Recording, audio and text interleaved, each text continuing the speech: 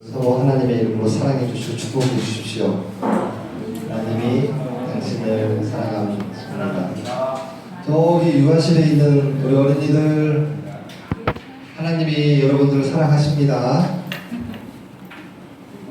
네? 네, 고마워요.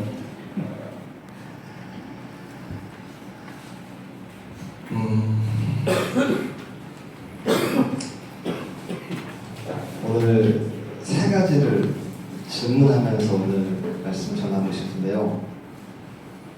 여러분들 그동안 어떻게 살아오셨습니까? 그리고 지금 어떻게 살아가고 계십니까? 그리고 앞으로 어떻게 살아가시렵니까?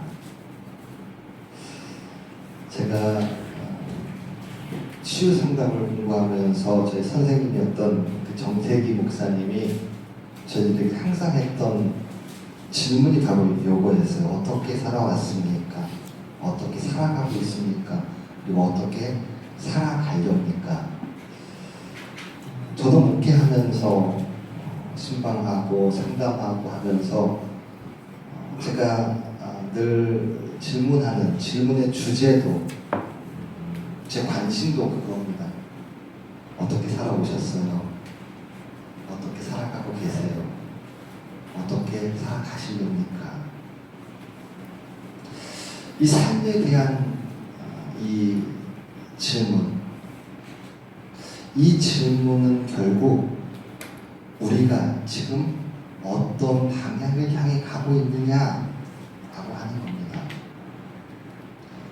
내가 아무리 열심히 산다고 하더라도 방향이 틀리면 헛된 삶을 살아가고 있는 거예요.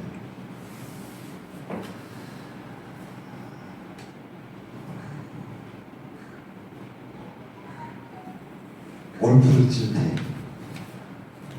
폼도 좋고 맞기도 잘 맞고 피니시도 좋고 다 좋아요. 근데 그린을 벗어나서 공이 엉뚱한 데로 가 있어. 그래서 발을 이렇게 쳐다보면 발의 방향이 틀려 있어. 방향을 바로 잡고 있으면 좀 천천히 치더라도, 좀 이렇게 위를 치더라도 어쨌든 목표점을 향해서 공이 날아갈 수 있어요. 열심히 살아가는 것보다 더 중요한 건 어떤 방향을 향해 가고 있느냐예요. 내가 지금 어디에 와 있느냐, 이것보다도 더 중요한 것은 어떤 방향을 향하고 있느냐예요. 하나님 나라의 그 항구에 우리가 도달하기 위해서 우리는 항해를 해야만 해요. 하기 싫다고 항해 안 할 수가 없어. 바다 위로 나가야 돼요. 때로는 순풍이 불어서 잘 가게 돼요. 때로는 역풍이 불어서 혼란스러울 때도 있어요. 그러나 포효하지 않고 닻을 달고 닻을 내리지 않고 앞으로 나가야 돼요.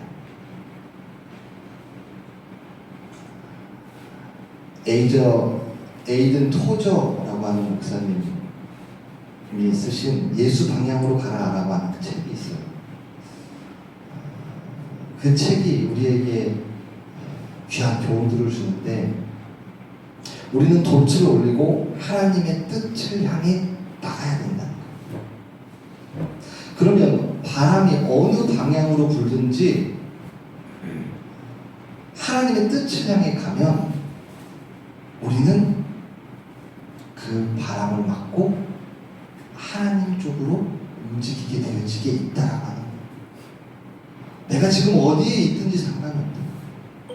우리의 방향이 하나님에게 가 있으면 바람이 불어서 우리의 배가, 우리의 인생의 배가 하나님 향해 나아가게 된다는 거예요. 여러분 지금 올바른 방향으로 나아가고 계십니까?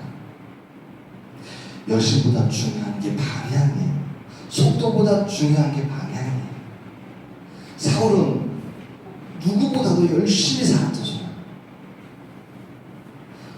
그래서 예수님 알기 전에는 예수 믿는 사람을 잡아다가 죽이는 일에 아주 열심히 했던 사람이에요.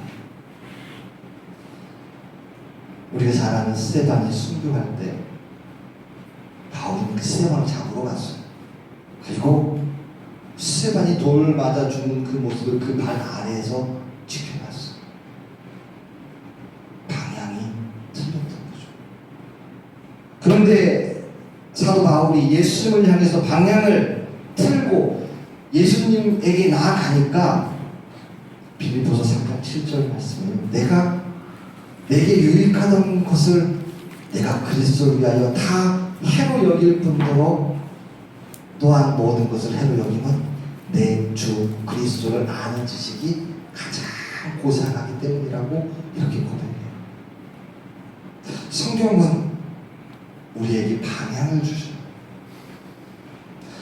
예수님은 우리에게 방향을 가르쳐 주셔요.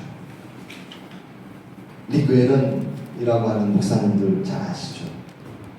목적이 이끄는 삶, 목적이 이끄는 교회, 목적 시리즈에 대한 책들을 많이 쓰셨는데 이 책이 세계 베스트셀러가 됐어요.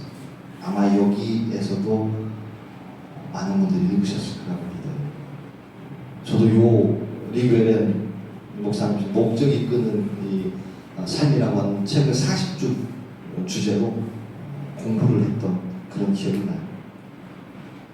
저는 이 릭 웨런 목사님이 이렇게 좋은 책을 썼다는 게 너무 감사해요. 그리고 이런 책이 수많은 독자들에게 읽혀져서 세계적으로 베스트셀러가 됐다는 것도 참 좋아요. 그래서 지금까지도 저희들의 기억 속에 목적이 이끄는 삶, 우리 삶은 목적을 가지고 나아가야 되는구나. 그 목적이 어디를 향해야 될까? 하나님에게 향해야 되는구나. 이 정도는 우리가 알 수 있단 말이에요. 그런데 이렇게 많은 사람들이 이 제목을 알고 심지어는 이 책을 가지고 40일 동안 공부를 하면서 집중 연구를 하는데 과연 얼마나 많은 사람이 그 책 제목과 같이 목적이 이끄는 삶을 살아가고 있을까 이런 생각이 들어요. 우리 삶을 이끌어가는 강력한 힘이 있어요. 그래서 목적이 있는 사람은 그 목적을 향해서 이끌려서 나가요. 그 목적이 하나님이기 때문에 그 사람들은 하나님 은혜 가운데 살아가요. 그런데 목적이 아니라 욕심이라고 하는 것에 이끌려 살아가는 사람들이 있어요. 사실 우리도 허탄한 욕심 그곳에 이끌려 살아갈 때가 참 많아요. 생존의 문제, 먹고 사는 문제 이런 문제가 다 해결된 후에도 우리는 여전히 먹는 거에 마시는 거에 욕심을 부리는 때가 참 많은 것 같아요. 좀 더 먹자. 먹어도 좀 더 좋은 걸 먹자. 좀 더 좋은 데 살자. 좀 더 좋은 걸 갖자. 자꾸 허탄한 욕심을 부려요. 내가 조금 더 좋은 걸 가지고 있고 내가 조금 더 좋은 데 살고 있고 그러고 있다 보니까 나는 이 사람들보다 조금 내가 위에 있는 사람 같구나 이런 우월의식 속에서 우리가 살아갈 때가 참 있어요. 그런데 좋은 거를 너무 먹다가 비만이 되죠. 영양이 밸런스가 깨져요. 너무 편한 것만 추구하다가 운동 부족해서 오히려 건강이 상하게 돼 있어요. 욕심을 버리지 못하니까 그 욕심으로 인해서 우리의 인생이 소모되고 낭비되는 인생으로 살아갈 때가 있다는 거예요.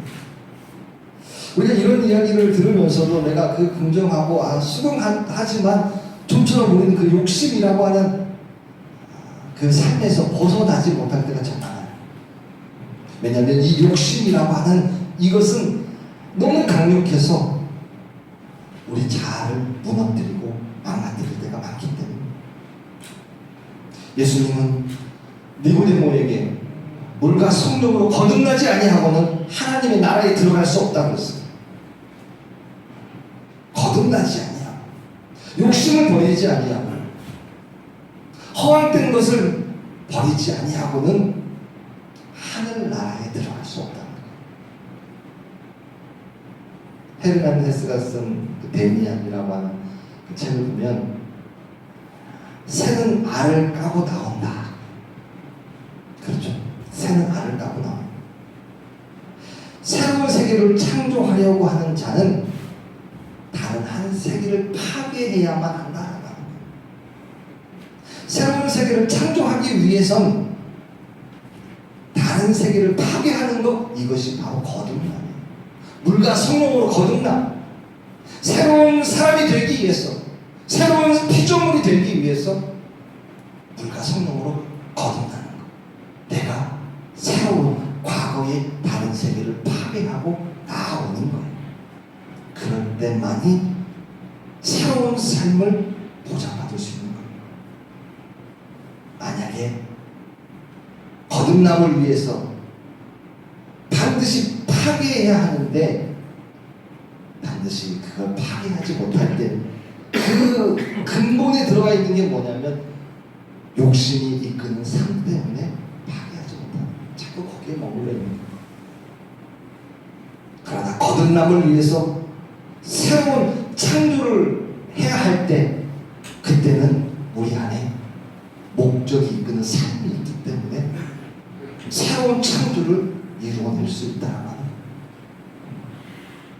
목적이 이끌리지 않고 내가 욕심에 이끌려서 살다 보면 하나님에 대해서는 우리가 가난한 사람이 되어져. 그러나 욕심에 이끌리지 아니하고 목적이 이끄는 삶을 살아가다 보면 우리는 하나님 앞에서 부유한 자가 되어져. 이사야서 55장 1절에서 3절 말씀 보면 너희 목마른 자들아 물로 나아오라. 돈이 없는 자도 오라. 너희는 와서 사 먹되 돈 없이 값 없이 와서 포도주와 젖을 사라. 너희가 어찌하여 양식 아닌 것을 위하여 은을 달아주며 배부르게 못할 것을 위하여 수고하느냐. 나를 청종하라. 그리하면 너희가 좋은 것을 먹을 것이며 너희 마음이 기름진 것으로 즐거움을 얻으리라. 너희는 귀를 기울이고 내게 나와 들으라. 그리하면 내 영혼이 살리라. 내가 너희에게 영원한 언약을 세우리니 곧 다윗에게 허락한 확실한 은혜이라. 우리가 목적에 이끌려 살아갈 때는 하나님 앞에서 부유한 사람이 되죠. 그러나 내가 욕심에 이끌려 살아갈 때는 우리는 하나님 앞에서 가난한 사람이 되죠. 저는 나이가 들어지면 들어질수록 삶이 참 즐겁고 재밌다는 생각이 들어요. 제가 한번 이렇게 과거를 한번 돌이켜 보니까 가만히 보니까 10대 때는 철이 없어서 좋았던 것 같아요. 하고 싶은 거 다 마음대로 다 할 수가 있어요. 돈이 없어도 밖에서 노는 것이 얼마나 즐겁고 얼마나 즐거운지. 밥 먹어라, 쓰기라, 밥 먹어라 할 때까지 실컷 놀아도 걱정이 안 돼요. 주머니에 뭐 돈이 없어도 노는 게 두렵지 않고 재밌어요. 사실 공부 그렇게 열심히 안 해도 별로 걱정은 안 되더라고요. 20대 때는 대학에 들어가서 공부하면서 하고 싶은 거 다 마음대로 할 수 있었어요. 너무 좋았던 것 같아요. 10대 때 하지 말라는 거, 20대 때는 모든 게 허락되잖아요. 그러니까 할 수 있으니까 너무너무 좋았던 것 같아요. 30대 때는 결혼하고 가족이 생기니까 함께 할 수 있는 사람들이 있어서 좋았던 것 같아요. 40대 때는 이제 삶의 경험도 생기고 뭐 경제적으로도 안정되고 20대와 30대 때 다르고 내가 뭘 하나 가지고 싶어도 부모님한테 졸라야 되고 뭐 사주세요 해야 되는데 이제는 그러지 않고 내가 가지고 쓰고 싶은 거 이렇게 할 수 있는. 지금 보니까 비행기도 마음대로 탈 수 있고 차도 있고 핸드폰도 있고 다 있어요. 그러니까 예전을 생각해 보면 그때는 그때대로 재밌었어. 지금은 또 지금대로 즐겁고 재밌는 것 같아요. 앞으로 50대가 되어지고 60대가 되어지면 또 어떤 일들이 기다리고 있는지 기대가 되어져요. 그러면서 제가 생각하는 게 뭐냐면 지금이 가장 즐겁고 행복한 시간이라고 하는 거예요. 내가 내 방향이 하나님에게만 향해 있으면 무슨 일을 하든지 내가 나이가 어떻든지 그 일들 속에서 즐거움이 있고 재미가 있고 의미가 있고 감사가 있고 은혜가 있게 되더라는 거예요. 언제 어느 때든 어느 상황에 처하든지 내가 부하거나 족하거나 내가 가난하거나 빈곤하거나 그거에 상관하지 않고 내 방향이 하나님에게 향해 있으면 내 나이가 어떻든 내가 지금 무슨 일을 하고 있든 하나님에게 향하고 있으면 그 속에서 은혜가 있고 감사가 있는 줄 믿으시기 원합니다. 어떤 분들 보면 인생을 골인으로 생각하는 것 같아요. 들어가면 끝이다. 축구에서 골 넣으면 끝이다. 우리 학생들 대학이 목표인데 대학이 골인이라고 할 수 없는 거예요. 들어가면 끝나는 게 아니잖아요. 근데 들어가면 끝이다라고 하는 골인을 가지고 그 골인의 목표를 가지고 살아가니까 공부를 하니까 대학에 딱 들어가서 1학년 때는 들어갔으니까 신나게 들어줘. 1학년 말이 좀 되면 이제 내가 뭘 해야 되지? 방황 갈팡질팡 못하는 뭘 해야 되지? 어떤 분들은 결혼을 골인으로 생각해요. 저도 그랬던 것 같아요. 결혼하면 됐지. 근데 살아보니까 결혼이 골인이 아니더라고요. 그건 이제 시작이에요. 서로 결혼하기 전에 대해줬던 것보다 더 잘해줘야 이제 관계가 좋아져요. 양보해주고 이해해주고 서로 존중하고 존경해주면서 그래서 말씀처럼 둘이 한 몸을 이루어 살아가게 하는 거예요. 그래서 오늘 말씀처럼 같은 방향을 살아가고 있다는 거. 한 몸 이루어 내가 부부가 같은 방향을 바라보고 있다는 거. 그렇게 살아가는 거죠. 꼬린이 아니에요. 살아가는 거. 그 가운데서 한 몸 이루어가고 한 방향을 보면서 희노애락 좋고 슬프고 나쁘고 안 좋은 이 모든 것들을 함께 그냥 감사하면서 은혜롭게 살아갈 수 있게 되어져요. 오늘 말씀에서도 사도 바울이 고백하잖아요. 내가 이미 얻었다 한도 아니에요. 삶을 꼬린으로 생각했는데 그게 아니구나. 꼬린이 아니구나. 이미 얻은 게 아니구나. 그리고 온전히 이루어진 게 아니구나. 퍼펙트하게 모든 것을 내가 다 갖춘 게 아니구나. 오직 나는 예수 그리스도께 잡힌 바 되어서 내가 그것을 잡으려고 내가 달려간다는 거예요. 표대를 향하여 내가 지금 가고 있다는 거예요. 꼬린이 아니고 나는 이미 얻은 것도 아니고 나는 완전히 이룬 것도 아니고 신앙생활하는 것도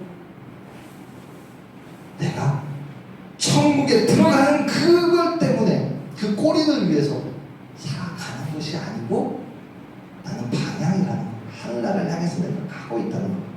내가 이미 얻은 것도 아니고 내가 그걸 완전히 이룬 것도 아니고 나는 그 예수님을 향한 그 방향으로 가고 있는 거예요. 신앙생활로 내가 천국이 꼬린이라고 생각하면 어떤 분들 보면 이 땅에서 있는 고통들, 고난들 그거는 내가 져야 될 십자가야. 그래서 그거를 푹 참고 그래 이렇게 사는 게 그래 이렇게 믿음으로 사는 거지 하면서 살아가시는 분들이 있어요. 그런데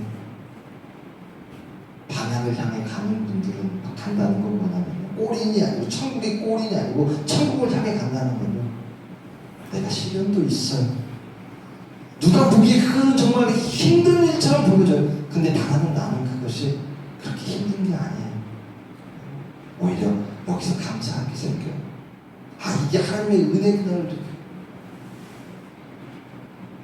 표대를 향해서 예수님 하나님 나라라고 하는 그 표대를 향해서 예수 안에서 하나님께서 나를 위해서 부르신 부르심의 그 상을 위해서 내가 달려가는 그 길은 고난이 있어도 기쁘고요, 시련 가운데서 즐겁고요, 행복하고, 내가 부하거나 내가 가난하거나 나는 그 가운데서 자족함을 배워가는 것, 그것이 하나님의 은혜를 누리는 삶인 줄 믿으시기 원합니다.